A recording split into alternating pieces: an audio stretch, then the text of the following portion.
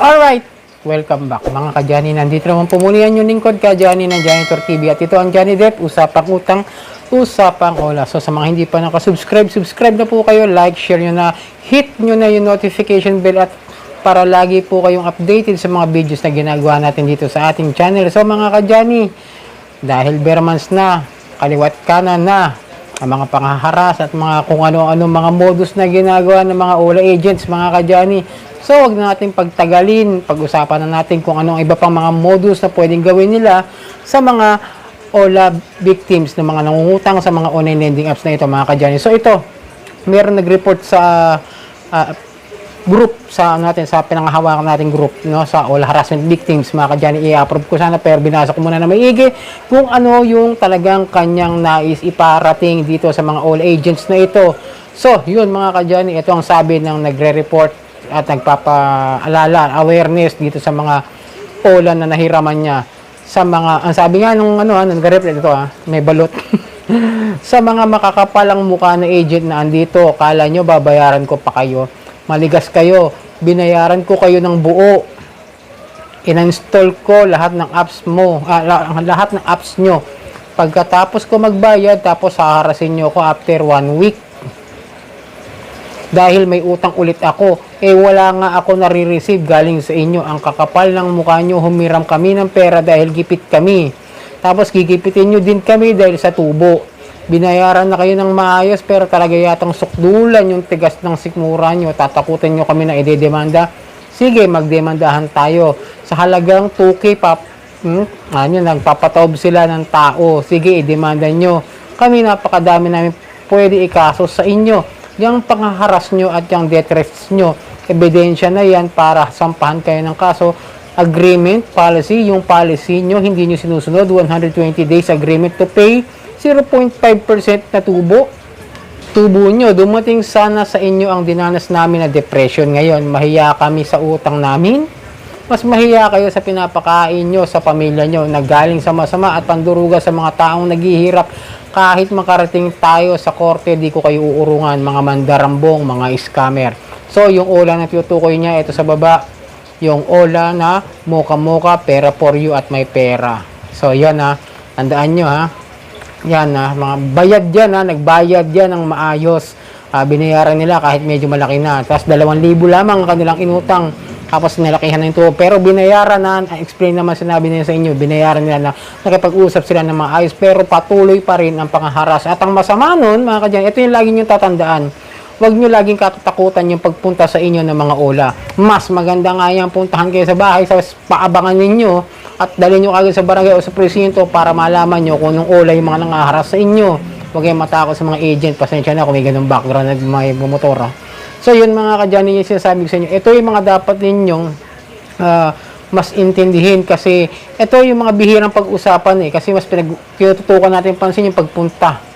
Di ba? Yung mga pagpunta sa bahay, mas lagi ko nakikita yung tanong, pumupunta ba si ganito? Pumupunta ba si OLA na ganito sa bahay? Basta huwag kayong matakot sa ganyan mga ka-Johnny. May demanda ba yan? Hindi nga makakapag-demanda yung mga yan, kahit nga yung mga legit na OLA ng mga home credit, kahit malaki utang nyo, wala akong naririnig na nagpasampan ng kaso yung mga yan, mga ka-Johnny, sa small claims, wala. Kaya huwag kayong magkabahan sa ganyan. Ito mas dapat ninyong pagtuunan ng pansin, yung gawan kayo ng bagong utang kahit hindi naman kayo naglo-loan. At ito mga ka-Johnny, mayroon pa ako ipapakita sa inyo na may nakaranas dito sa ganitong klase ng senaryo na nagbayad, pero ito yung modus naman ng mga OLA agent. Pakita ko sa inyo yung comment doon sa nung nakita ko sa post na ito. So yun mga ka-Johnny, ito yung sabi nung nag-comment sa page, sa comment section ito. Nangyari sa akin yan, after paying in full and uninstall nung app, bigla na lang auto-reloan ang account, tapos sa ibang GCash o Paymaya nila sinend ang pera. Halatang numbers lang din ng mga agents. O di ba? Nagre-reloan yung mga OLA agent ng mga nagbayad na. Kunwari ako nagbayad na ako, tapos magre-reloan sila pero gagamitin ng GCash o Paymaya yung number ng mga agents na naglabas ng pera na yon, mga ka-Johnny. Tapos sisingilin yung ako. Diba ang galing, napakahusay, tapos bigla kang sisingilin, sabihin ito yung utang mo. Ewan ko kung paano lang natatransact yung ganyan na Sabagay, sila yung ulay, sila yung magpa-process ng paglabas ng pera dyan. Pero ikaw yung sisingilin kahit bayad ka na. Ang galing ng ganitong sistema, no? Parang pangamba lalo. Ang galing ng mga agent na to, ang galing gumawa ng paraan para lamang scam, para lang maggawa ng pagkakapirahan kahit sa maling paraan, mga kadyan. So yun, ito pa yung comment ng isa. Sa totoo lang nakaraan, nagpunta din ako sa NBI. Kasi ako nga hindi naman ako na-releasan.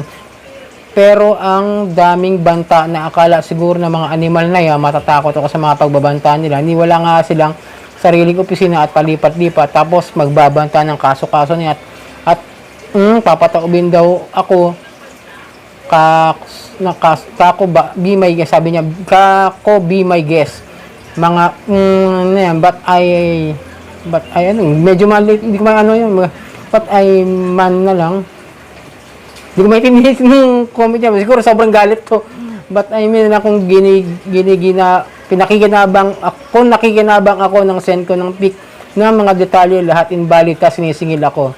Bali, ito din nangyari sa kanya, parang wala namang sinesend sa kanya, kahit medyo magulo yung statement nung comment niya, hindi ko rin gets kagad. Baka pinadalhan din siya ng pera kahit wala naman siya nare-receive, ginugulo siya.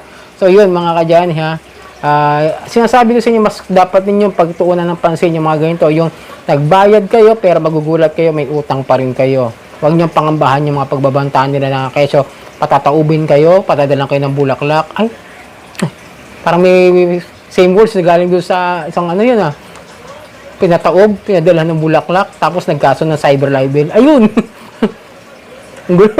Pero ito, sabi ko nga sa inyo, huwag kayong mangamba sa mga guys yung sabi nila. At kahit mas matakot kayo o mas mangamba kayo pag ganito, binibigyan kayo ng utang kahit bayad na kayo. Yun ang pag-isipan nyo. Yun ang dapat nyo isipin. Yun ang tama nyo paglaban kahit na anong gawin ng mga OLA agents na yan. Kung alam nyo bayad kayo, yun ang yung sampal nyo sa mga pagmumukha ng mga matitinding agents na yan na alam nyo naman na talagang napaka sinungaling din ng iba, mga kadyani. Pero hindi naman lahat ng agents hindi ko nila lahat. Yung agents naman na matitino kasi nga nakaranas din naman ako ng mga agent na pumunta sa akin na nakikipag-usap naman ng maayos. So yun mga kadyani, in-update ko lang kayo sa mga ganitong bagay na dapat yung pagtuunan, hindi lang yung isang bagay na pupuntahan kayo ng mga OLA na yan. So yun mga kadyani, ito ang new lingkod kadyani na Janitor TV at ito ang Janidet, usapang utang, usapang OLA.